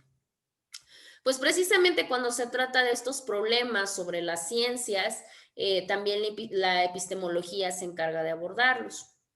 Tenemos otras problemáticas, otros problemas, como puede ser la cuestión de préstamo conceptual entre las ciencias, como el cambio de perspectiva. Este cambio de perspectiva que se da entre algunas, lo que provocan es que se modifica el sentido que se da a ciertas ideas. Claro, para todas las ciencias tienen un vocablo específico o tienen figuras específicas, ¿sí? Y esta cuestión específica, pues la estudia cada una de las ciencias o cada una de las disciplinas. Si en algún momento existe algún problema acerca de esta cuestión conceptual que no se entienda, pues la epistemología abordará para saber cuál es la significación de la terminología de cada una de las ciencias, ¿sí? Por ejemplo, si yo les pregunto, si yo le preguntara a vamos a pensar, a un médico, no sé, a cualquier tipo de profesión, yo les pregunto qué es el uso, el goce y el disfrute de la cosa, pues muy probablemente me entiendan alguna otra cuestión. Sin en cambio, si yo se lo digo a un abogado, pues lo tendrá que relacionar con la materia civil y en este caso con la materia legal y por tanto me tendrá que decir que se divide o que se refiere a la propia cuestión, no sé, de la propiedad, por ejemplo, o de la posesión civil. Entonces, ¿qué quiere decir? Que estos préstamos conceptuales de lo que yo puedo entender por eso a lo que puede entender otra ciencia u otra disciplina, pues sí podría generar una problemática. Tenemos también problemas que son vinculados a las cuestiones tanto teóricas como empíricas propiamente de las ciencias. ¿Qué quiere decir? De cómo cada ciencia puede comprobar o dar o decir que algo que ellos mencionan es verdad y que por ello están formulando leyes o están formulando ya sea teorías o hipótesis. Igual, cuando se hable de esa problemática de aspectos teóricos o experimentales para dar la verdad al mundo, pues también lo puede resolver la epistemología. Cada ciencia tiene métodos y tiene técnicas específicas para precisamente obtener la verdad. Nosotros ya lo vimos cuando hablamos de las diversas clases de métodos científicos. Vimos cuáles eran más viables para unas o para otras, pero si llega a suscitarse un conflicto entre estas dos, pues la epistemología podrá auxiliar ahí. ¿Qué otras problemáticas? Bueno, problemáticas inherentes a la cuestión del pensamiento formal. ¿Qué quiere decir? Pues el pensamiento formal cuando hablamos, por ejemplo, de la lógica o cuando hablamos de las matemáticas, si hay algún tipo de límite entre uno y entre otro y llega a suscitarse alguna controversia, pues la epistemología tendrá que decir cuál es la que tiene la razón, si la cuestión lógica o en su defecto la cuestión matemática. Nos habla de los límites y de la ontología. Creo que ya habíamos platicado que era la ontología. Si no, pues bueno, la ontología como tal es una parte de la cuestión intangible, de la metafísica y la cuestión de sus propias propiedades, ¿sí? ¿Qué quiere decir? Que la ontología, o mejor conocida para todos nosotros como la metafísica, tiene que ver con la parte del estudio que se da entre los actos, ¿sale? Entonces, pues ya lo que hagan y dejen de hacer, si tienen algún problema, pues la epistemología lo tendrá que abordar. ¿Qué otro tipo de problemas nos puede ayudar a tratar la epistemología? Bueno, los problemas inherentes a las ciencias de la realidad, como lo que nosotros mencionamos en el caso muy específico del derecho. ¿Qué quiere decir? Cuando se necesita una comprobación de carácter experimental, cuando se necesita una cuestión de metodología científica o algún tipo de procedimiento inductivo, que ustedes también ya saben a qué se refiere. Cuando existan problemas en cuanto a esta parte de la comprobación de una ciencia de la realidad, la epistemología puede dar los parámetros para que se pueda resolver. Y la última, las problemáticas inherentes a la ciencia de la vida y a todo lo que tiene que ver con el ser humano. Precisamente todas estas problemáticas de los hechos y todas estas problemáticas de las realidades o de cómo se interpretan las situaciones, también trata de abordarlas la epistemología. Lo que hablábamos hace rato, la apariencia y la realidad y cómo lo podemos percibir nosotros y cómo lo puede percibir el de allá, la epistemología trata de por lo menos dar un parámetro que sea igualitario y que pueda poner esta balanza entre los diferentes criterios o percepciones que se tengan. Bueno, ¿hasta acá tienen alguna duda con la parte de la epistemología?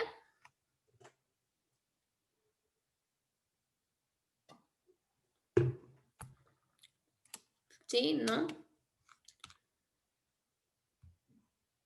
Sí, no, muchachos.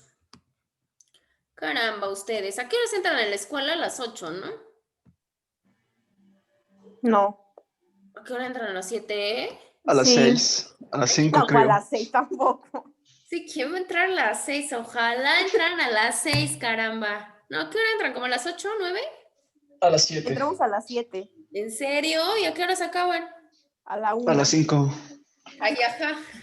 ¿En verdad? Sí, si asisten a las 11, pues imagínense, no, pues no creo. No, yo ya no entro. Sí, pues no, ya para qué. O sea que esta es su última clase. Sí. Ah, con razón. Ay, no les digo. Se pasa. Bueno. ¿Por qué les pregunto si no tienen dudas? Porque ya lo que viene son todas estas corrientes y todas estas teorías de la epistemología y de los modelos. Y la verdad es que son muchas y algunas están un poquito complicadas. Entonces, si no entendemos ahorita, se nos va a ir complicando conforme vayan avanzando. Pero bueno, confío en sus conocimientos obtenidos. Bueno, tenemos diferentes tipos de modelos que nos ayudan a explicar esta relación cognoscitiva de la que empezamos a platicar hace un momento. ¿Qué quiere decir? Esta obtención del conocimiento o esta percepción con los sentidos del conocimiento. Hay diferentes tipos de modelos y diferentes tipos de teorías que nos ayudan a comprenderlos. Tanto las objetivistas como las subjetivistas. Objetivistas hay muchas y subjetivistas también. Vamos a ir abordando cada una de ellas y vamos a ir comentándolas, por lo menos dentro de sus aspectos más relevantes. De hecho, les debería dejar tarea, yo creo que sí les voy a dejar tarea, no sé. Les debería dejar tarea precisamente de esto, pero teniendo en cuenta que van a realizar o terminar lo que es su investigación y su material de presentación, yo creo que no les voy a dejar tarea y ya nada más la siguiente semana retomamos esta parte. Bueno, empezamos con la definición o con la parte de qué nos estudian las teorías objetivistas y qué las teorías subjetivistas. En el caso de las objetivistas, las teorías objetivistas del conocimiento, basan toda esta parte de la obtención del mismo a través de la cuestión de la realidad o de la propia existencia de los objetos. Esto queda completamente independiente de la creencia e independiente de la opinión que pueda tener cada sujeto, ¿sí? ¿Qué quiere decir las teorías objetivistas? Yo obtengo el conocimiento a través de la realidad, a través de la existencia, a través de todos aquellos objetos y no me importa la cuestión de lo que se crea o de lo que nos imaginemos o de lo que podamos opinar. Generalmente las teorías objetivistas son mucho más realistas en cuanto a la parte de que no creen o no basan su conocimiento en cuestiones intangibles. Por ponerles un ejemplo, la religión, por ejemplo, en el caso de las teorías objetivistas no les gusta tanto la parte de la obtención del conocimiento a través de la cuestión de la religión. ¿Por qué? Porque la religión al final de cuentas se maneja como una creencia o se maneja a través de una percepción o una opinión que puedan tener los sujetos adeptos a la misma. Entonces no es como tan viable. Esto que cabe mencionar que es indistintamente, a nosotros no nos interesa la parte de si es cierto, si no es cierto, si tienen razón o si no tienen razón. Esto todos somos o tenemos un libre albedrío, sin embargo tenemos que ver todas pues porque así lo mandata propiamente nuestra labor académica. Eso por el lado de las teorías objetivistas, pero también tenemos otras teorías que son las teorías subjetivistas. Las teorías subjetivistas son a contrario sensu de las anteriores. ¿Qué quiere decir? Es completamente lo contrario. ¿Por qué? Porque en las teorías subjetivistas, estas sí se reducen a la realidad, o no puedo decir que se reducen a esta realidad o esta existencia de los propios objetos, sino que esta sí atiende a la cuestión de la realidad, o de la percepción, a la realidad de los estados, a la realidad de los actos mentales que puede presentar el hombre. Entre ellos pueden ser sus opiniones o pueden ser sus percepciones. A las teorías subjetivistas dicen que sí se puede aprender a través de una creencia o sí se puede obtener conocimiento a través de una percepción o de una opinión que pueda tener un sujeto. Digo, pues ya esto queda a criterio. Vamos a comenzar a visualizar lo que son las teorías objetivistas. En el caso de las teorías objetivistas tenemos primordialmente 5. 5 son las que por lo menos se basan dentro de una estructura de aprendizaje de acuerdo a lo que se ha venido visibilizando a través de diferentes tipos de autores conocedores de la materia, principalmente epistemólogos. ¿Cuáles son las principales teorías objetivistas? Tenemos el materialismo, el positivismo, el mecanicismo, estructuralismo y el empirismo. Estas son las 5 teorías objetivistas por excelencia. Vamos a comenzar en la parte de la propia definición de lo que es una teoría objetivista. Tenemos al maestro Jorge Whittaker, y él define como tal este tipo de teorías del conocimiento porque nos dice que sostienen que la realidad o la existencia de los objetos es independiente a la creencia o a las opiniones de los sujetos. En este mismo orden de ideas, ¿qué quiere decir? Que como tal las teorías objetivistas tienen una mayor importancia o un mayor énfasis en todos los elementos exteriores al sujeto. ¿Qué quiere decir? Que tiene que ver con toda la cuestión de los hechos, de lo que la propia persona o el propio ser humano percibe, ¿sí? O sea, no le importa los ideales, los sentimientos ni demás, le importa lo que ve, lo que se marca como un hecho. Por eso les decía, son teorías mucho más realistas y son teorías, si lo vemos de alguna manera, no en mal sentido, pero sí en una idea general, mucho más cuadradas.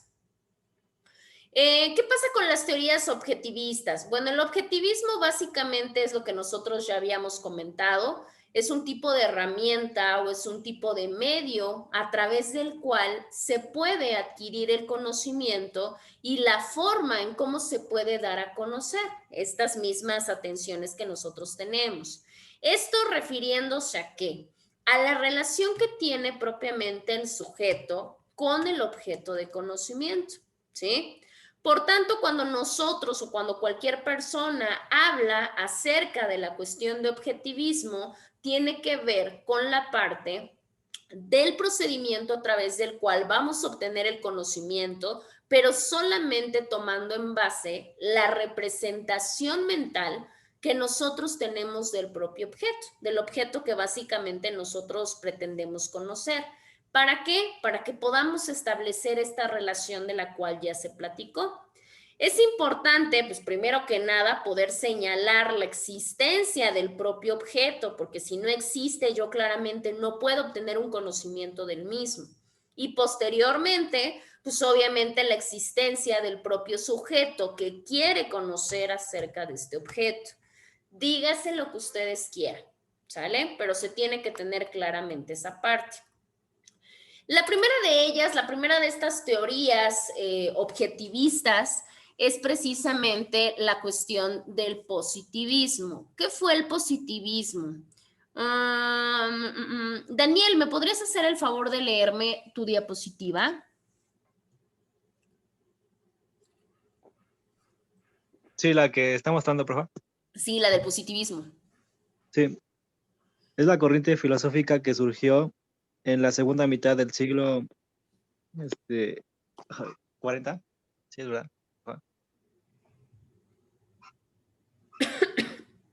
Y primera del siglo XX. El término positivismo tiene sus antecedentes en Saint-Simon, quien lo utilizó para designar el método exacto de las ciencias y su extensión a la filosofía. De manera posterior, Auguste Comte adoptó el término positivismo y es a este a quien se le considera como padre del pensamiento positivista. Él quería reformar el aspecto moral de la sociedad apoyándose en la religión, pero con una visión científica. Y es aquí donde emana su tesis sobre los tres estadios teológico, metafísico y científico positivo, conocida también como la ley histórica de tres estados, donde desarrolla el proceso que siguen los conocimientos al pasar a tres distintos estadios teóricos. Ok, para empezar ahí hubo un error de dedo, ¿eh? Para empezar cabe mencionar que ahí hubo un error de dedo. En la cuestión del siglo no era XLX, era XIX. ¿Qué quiere decir? El siglo XIX y primera del siglo XX, ¿sale? Bueno, el positivismo verdaderamente, para empezar, eso sí les iba a aclarar, para funcionalidad de su examen, una de las cuestiones principales que debemos de tener en cuenta es probablemente la temporalidad, el mayor exponente y la ideología principal.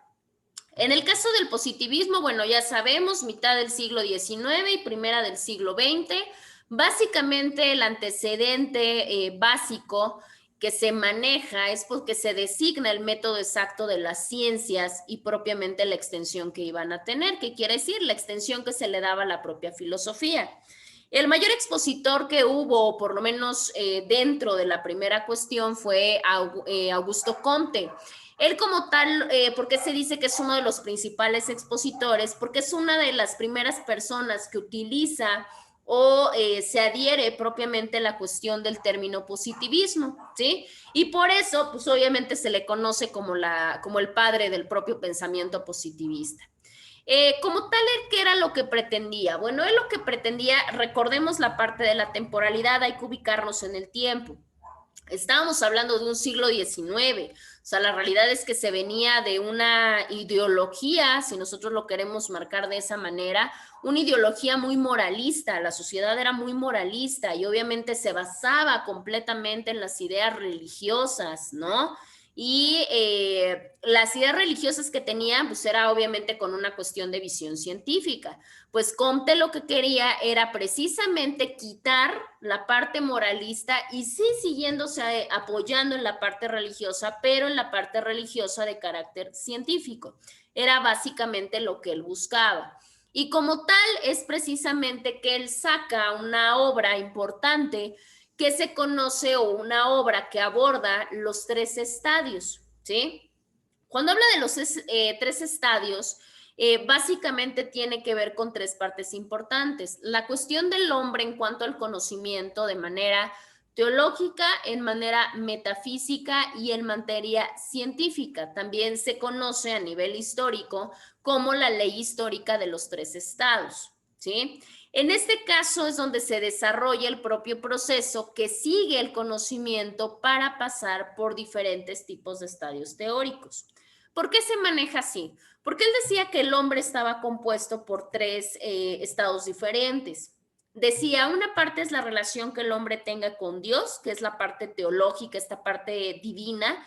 La otra parte es la relación o el estado metafísico, que es todo aquello que no podemos percibir, esta conexión del hombre con lo que no puede visualizar, los sentimientos, el alma, el espíritu, lo interno y demás. Y lo demás ya es la cuestión tanto científica o científica positiva, que quiere decir ya el estudio de lo material, ya el estudio de los hechos, de las verdades y de lo que se ve materialmente que yo puedo apreciar.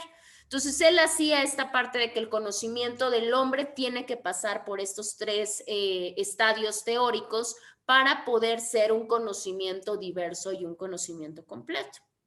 Digo, pues ya dependerá. Cabe mencionar que en el caso de las ideologías de Comte, pues era lógico que manejara una cuestión teológica. ¿Por qué? Porque recordemos que se apoyaba en esta parte religiosa, aunque fuera científica, pero no dejaba de ser religiosa. Bueno, acá tenemos tres puntos importantes. Estos tres puntos son los que se deben de considerar o básicamente son los que podemos mandatar como parte de los fundamentos del propio positivismo, de la propia ideología positivista. Primero, pues la base es que la ciencia es la que va a constituir el único conocimiento posible. ¿Qué quiere decir? Defiende a capa y espada el método científico, porque nos dice que solamente la ciencia se va a construir a través del método científico y que solo con esto se va a obtener conocimiento único y válido. Si yo utilizo cualquier otra forma para obtenerlo, no es válido y en automático no formaría parte de la ciencia. Eso defiende el positivismo. En segundo punto tenemos la parte de que el método científico es solo descriptivo. Pues claro, porque ahí solamente se manejaba el método como una cuestión de describir las esencialidades o las bases o las cuestiones primarias que me iba a llevar a la parte del conocimiento. Y el último fundamento del positivismo es que el método científico o el método de la ciencia va a constituir el único válido dentro del campo científico. Por ello, pues en automático se haría que el método científico va a ser el único utilizado en todos los campos del conocimiento, sin importar el tipo de ciencia que se trate. Si nos damos cuenta, los tres fundamentos específicos del positivismo definen una cuestión primordial, y es precisamente el método científico. Sin el método científico no hay conocimiento válido y por tanto, pues en automático no se obtiene. Bueno, esto por parte de la cuestión del positivismo. ¿Tenemos alguna duda de qué es lo que nos aborda esta corriente o esta teoría?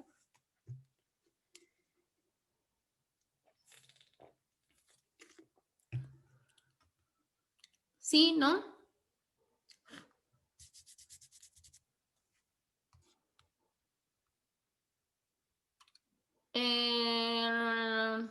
Fares, ¿estás ahí? Sí, aquí estoy. Por eso les dicen que enciendan su cámara, porque si no los tenemos que andar invocando. Pero bueno. A ver, Fares. Entonces, como no tienen dudas ni preguntas, ¿me podrías conceptualizar de qué trata el materialismo, el positivismo, por favor? De acuerdo a todo lo que ya platicamos. Sí, un momento, por favor. Claro que sí.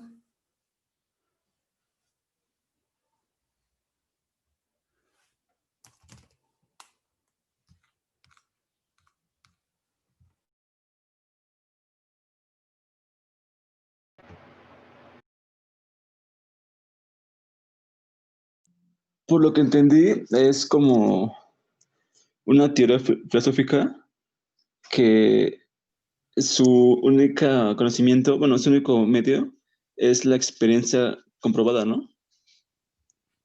Ok, la experiencia comprobada. ¿Qué más? Bueno, es la experiencia comprobada o verificada por medio de los sentidos. Por medio de los sentidos. Recordemos que inicia, acuérdense la parte, y eso es importante, la parte de Comte, recuerden de los tres estados que él había y la explicación de cada uno de ellos. Y lo básico de los puntos del fundamento del positivismo es que sí se ubicaba propiamente como herramienta básica para la obtención del conocimiento al método científico. Si no estaba no había obtención del conocimiento o conocimiento válido, porque pues claro que había muchísimas formas de obtenerlo, pero si no pasaban por este filtro, vamos a llamarlo de alguna manera, que era, o no se obtenía a través de este método, simple y sencillamente no servía de absolutamente nada. Entonces, imagínense lo cuadrado que se ponía a que todo el conocimiento que se tuviera que obtener tenía que ser dotado forzosamente del método. Bueno, la siguiente corriente que vemos nosotros, o la siguiente teoría objetivista, porque recuerden que estamos dentro de la parte objetivista, y bien lo comentó su compañero, las teorías objetivistas en general, eso es lo que ven. Estudian el objeto, la realidad, lo material, lo que se puede percibir con los sentidos. En el caso del materialismo como tal, se ha manejado básicamente como una teoría, y no solamente como una teoría, sino que aparte se le ha manejado como un tipo de doctrina que se le atribuye a la propia materia. Por eso su nombre, por eso se llama materialismo. ¿Qué quiere decir que se le ha adjudicado, se le ha atribuido a la materia? Porque en el materialismo se toma la materia como este centro, como esta base propiamente del conocimiento. Y por tanto, pues como es la base del todo y la base del conocimiento, pues claramente es la base de la verdad. La materia como base de la verdad. En el caso de autores como Larroyo, Francisco Larroyo, nos habla o considera propiamente al materialismo como una de las soluciones al problema ontológico, a todas estas cuestiones de la metafísica y las cuestiones internas. Dice, bueno, pues a todas estas problemáticas no hay mejor solución que el propio materialismo, porque el materialismo como tal se encarga de la indagación de las esencias del propio ser real. El materialismo básicamente solo reconoce la existencia de los cuerpos materiales o de la propia materia. ¿Qué quiere decir? Que el materialismo solamente ve o solamente aborda o estudia a los objetos que existen en el tiempo y ocupan un lugar en el espacio. ¿Sale? Eso es una de las partes y de las características más importantes del propio materialismo. ¿Sale? Por si les llego a preguntar en el examen de pura casualidad. Daniel, por favor, el primer cuadrito, el segundo cuadrito, Pablo, el tercer cuadrito, Marlene, el cuarto cuadrito, Fares, y el quinto cuadrito, Juan. ¿Sale? Adelante, por favor. Sí. Materialismo metodológico. Considera que la existencia de los fenómenos se debe a la presencia de los cuerpos y de sus movimientos. No se constriñe a las propuestas mentales que provienen de los objetos materiales existentes en la realidad. Ok, acá te tenemos rapidísimo en qué situación. Resulta que tenemos claramente diferentes tipos de materialismo, no todos los materialismos nos hablan acerca de lo mismo, tenemos 5 diferentes, por lo menos de los que se tiene mayor información, y el primero que nos da lectura a su compañero es acerca del materialismo metodológico. ¿Qué quiere decir? Que solo se puede tomar a la parte de que existe algún tipo de fenómeno de acuerdo a la presencia de los cuerpos y de los movimientos de los mismos. ¿Qué quiere decir? Que no se basa en la cuestión de los estudios o de las partes mentales, sino que proviene de cuestiones materiales que existen en nuestra propia realidad. ¿Sí? Segundo, por favor. Materialismo práctico, también llamado praxis, sostiene que la práctica es el único medio por el cual se obtiene conocimiento, ya que a través de ella se puede demostrar la verdad de las ideas. Claro, en el caso del materialismo práctico, como su nombre lo dice, pues atiende a las cuestiones empíricas o a las cuestiones de la práctica. Solamente a través de la práctica podemos obtener, o así lo maneja el materialismo práctico, se puede obtener el conocimiento. ¿Por qué? Porque la práctica básicamente nos hace encontrar la propia verdad de las ideas materiales que tengamos. Y esto es muy lógico, digo, no podríamos cerrarnos a que solamente se aprenda a través de la práctica. Sin embargo, el materialismo práctico decía que sí, que solo con el simple hecho de practicar y practicar y practicar se iba a obtener algún tipo de conocimiento. Eso lo vemos muy marcado, por ejemplo, en el aprendizaje de los oficios. Gran parte de los oficios que se hace, pues solamente es una práctica a través de mucho tiempo de alguna persona o de algún aprendiz que al final de cuentas, pues obviamente obtiene ese conocimiento de cómo realizar las cosas. El siguiente, por favor. Materialismo histórico marxista. El principal exponente de esta corriente es Carlos Marx, quien con su discípulo Engels sostiene lo único que distingue al hombre de los animales no es el hecho de que posea conciencia moral, raciocinio, sentimientos religiosos, sino que es el único que puede crear sus medios de subsistencia al producir indirectamente su vida material. Claro.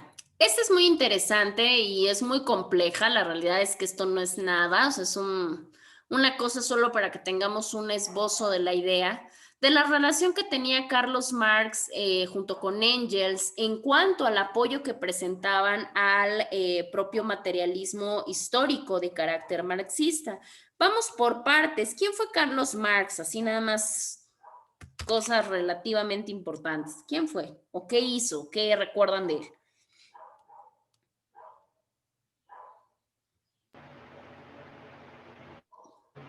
Pues fue un filósofo, ¿no? No, es que no estoy muy seguro si fue filósofo, pero fue de la Unión Soviética. Claro, fue de muchas cosas. Claro que fue filósofo, digo, fue multidisciplinario en este tipo de cuestiones, porque de hecho también fue economista. Dentro de esta parte también tuvo estudios de historia, tuvo estudio de derecho, pero en sí su preparación básica fue enfocada a la parte de la economía. Y en el caso de Marx, pues se le considera o todos lo conocemos o lo recordamos por la parte de que él defendió mucho la cuestión del socialismo científico. Recuerden que sacó una obra muy importante a nivel mundial y eso es como cultura general.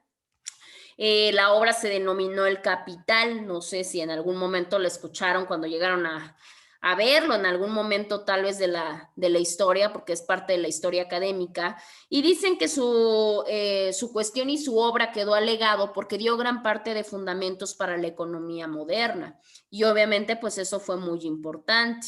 Él tenía diferentes ideologías, porque la realidad es que tenía muchas ideas de carácter, vamos a decirlo así, comunistas, y tenía mucho de la parte de esta cuestión del desarrollo, manejó mucho esta lucha de clases. Vaya, él se dice que fue una de las personas que se encargó de sentar las propias bases de lo que se conoció posteriormente como el comunismo.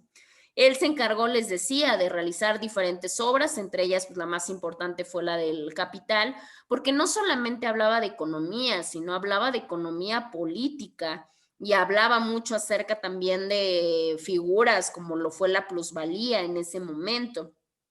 Entonces, este economista básicamente ingresa junto con Engels, porque obviamente tenían ideologías similares en algunas cuestiones, y precisamente dentro del materialismo histórico, él manejaba o tenía la ideología de que no solamente nos distinguía de los hombres, de los animales, lo que nosotros ya conocemos, que es la parte de la conciencia y la parte de la razón, sino que también había una parte muy importante en el ser humano y que era precisamente que éramos capaces de subsistir. ¿Y cómo éramos capaces de subsistir? Porque de alguna manera podíamos producir toda nuestra cuestión de vida material.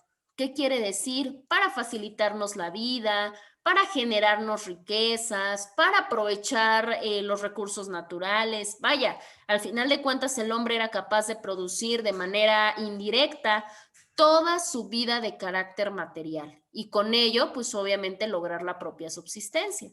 Éramos capaces de crear todo tipo de objetos o todo tipo de bienes materiales. Ese es el materialismo histórico marxista.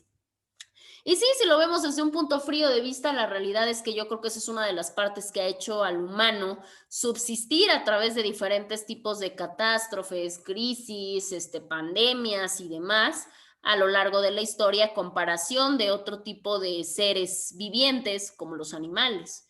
Solamente esta parte de podernos generar cuestiones materiales. El siguiente, por favor. Materialismo dialéctico. Nuevamente encontramos a Marx y a Engels, quienes en 1840 exponen el materialismo dialéctico como la unión entre el materialismo propiamente dicho y la dialéctica de Hegel, de donde resulta una visión material de la naturaleza a través de los cambios de la materia, el movimiento, utilizando el método dialéctico, es decir, de lo más sencillo a lo más complejo, con su secuencia respectiva, tesis, antítesis y síntesis. Ok. En este caso, ¿qué tenemos nosotros de la cuestión de la dialéctica y de Hegel? Para empezar, tenemos tanto a Marx, tenemos a Engels también, pero ellos básicamente se encargan de aplicar sus ideologías a lo que bien percibía Hegel en su momento. Porque Hegel, las ideologías que manejaba es que tenía una cuestión material de la propia naturaleza. ¿Por qué? Porque él decía que a través de estos cambios de la propia materia se pueden utilizar ciertas cuestiones del método científico. ¿Qué quiere decir? Desde lo más complejo que tenemos, podemos sacar nosotros cosas mucho más complejas. Y claro, así es, y así lo vamos aprendiendo nosotros. Para que nosotros aprendamos de manera correcta, para que obtengamos este conocimiento, si lo hacemos desde lo más difícil hasta lo más fácil, la realidad es que nos va a costar mucho. ¿Cómo aprendemos? Pues tratamos de iniciar con lo más sencillo y luego vamos avanzando conforme vamos obteniendo conocimientos hasta lo más complejo, ¿sí? No vamos lejos. En el caso de su formación académica profesional que van a tener, no les pueden poner ¿qué les puedo decir? Un derecho procesal penal si no han visto lo que es un derecho penal, una dogmática jurídico parte especial, una dogmática jurídico parte general. No lo pueden ver. ¿Por qué? Porque no tendrían ni siquiera las bases para poder avanzar o para poder seguir obteniendo su conocimiento. Claramente sería que si ustedes no les van dando esa parte en orden, si a ustedes los trasladaran directamente a la parte procesal penal, pues ¿qué es lo que pasaría? Al no tener ni idea, no obtendrían ningún conocimiento, solo obtendrían confusión y retroceso dentro de su aprendizaje. Por eso estas metodologías constantemente se están modificando para que la obtención que se tenga del conocimiento sea a través de ir moviendo esta materia, pero desde una cuestión dialéctica, desde la cuestión más sencilla hasta la cuestión más compleja, utilizando diferentes tipos de mecanismos, como lo tienen acá, tesis, antitesis y síntesis. Las tesis, ¿cuáles son las tesis? Bueno, de hecho hasta lo hemos escuchado de manera académica. ¿Qué es una tesis o qué son las tesis?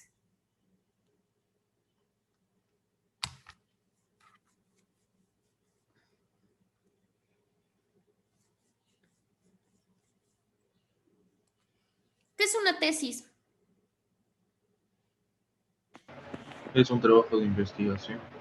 Claro, pero básicamente, obvio, la tesis de manera académica como tal, pues es toda una investigación que vamos a presentar, pero en sí la tesis, si lo vemos de manera particular, es como tal una afirmación, algo que nosotros estamos afirmando de cualquier cosa, ¿sí? O sea, del momento, de lo inmediato, nosotros hacemos una afirmación. No sabemos si y ha pasado en varias tesis profesionales, que ellos afirman algo y con el proceso de investigación, pues muy probablemente no quede comprobada, o al revés, pues quede completamente opuesta, o verdaderamente sí la compruebe. Entonces, ¿son como preposiciones?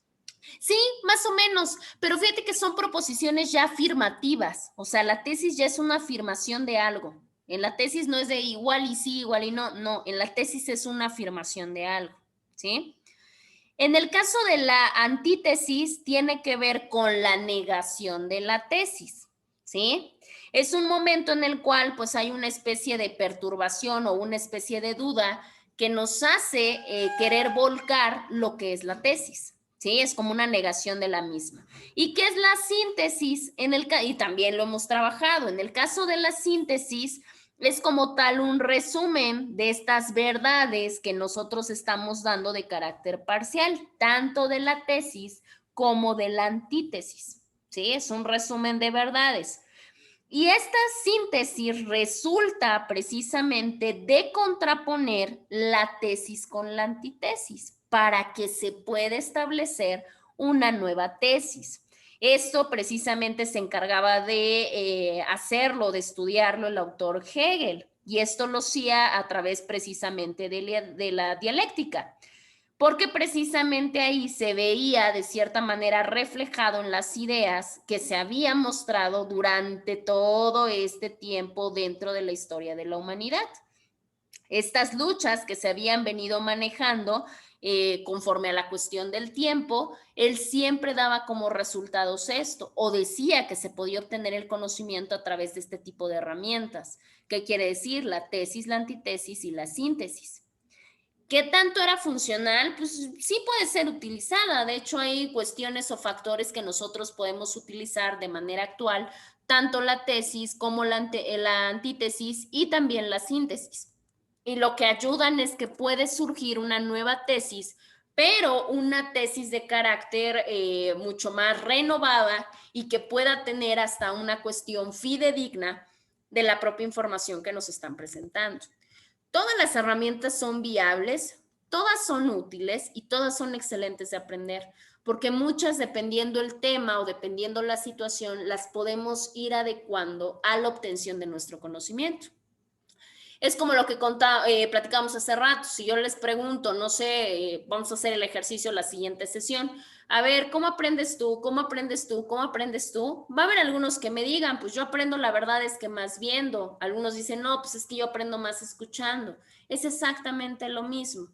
¿Qué sería lo ideal? Que pudiéramos desarrollar a través de métodos y a través de técnicas la capacidad de poder expandir estas formas de cómo podemos obtener el conocimiento. Pero estas tres herramientas pertenecientes a la dialéctica son buenísimas.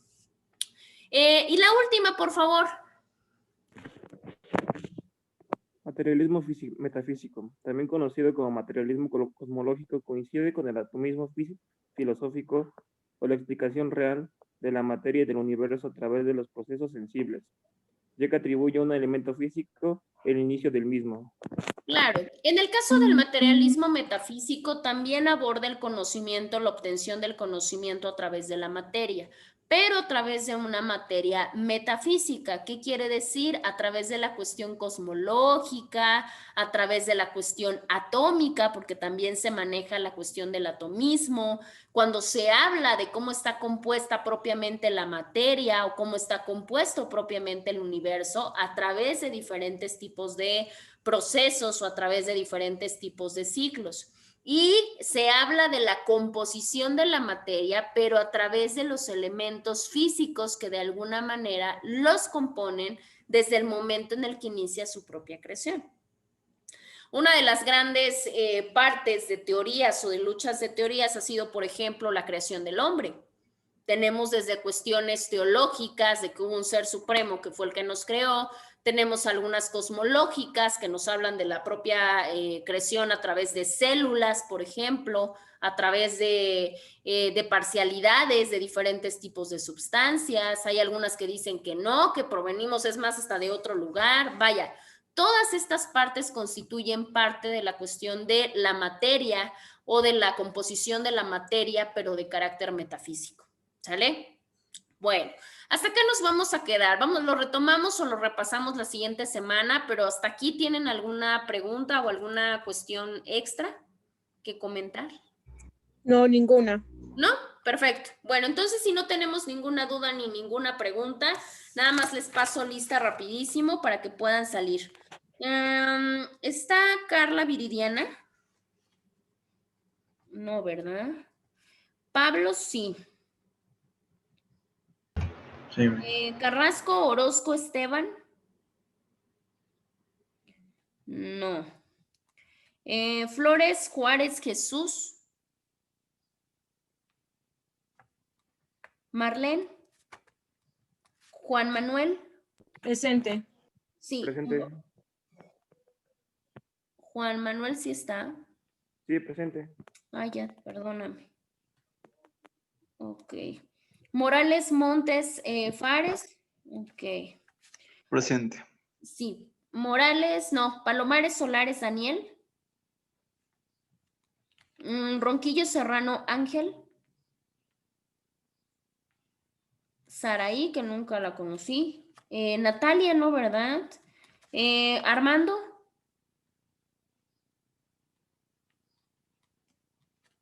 Abelino Cadena Daniel. Presente. Ok. Y Cano López Luis Ángel. Ok, perfecto. Bueno, si no me falta nadie, pues entonces ya los dejo salir y nos estaríamos escuchando la siguiente semana. Cualquier duda que tengan con respecto a su investigación, bueno, ya me lo harían saber de manera personal. ¿Sale? Sí, gracias. Bueno, perfecto. Pues cuídense mucho y que tengan bonito inicio de semana. Gracias igualmente. Gracias, adiós. Gracias, maestra, igualmente. Gracias, adiós.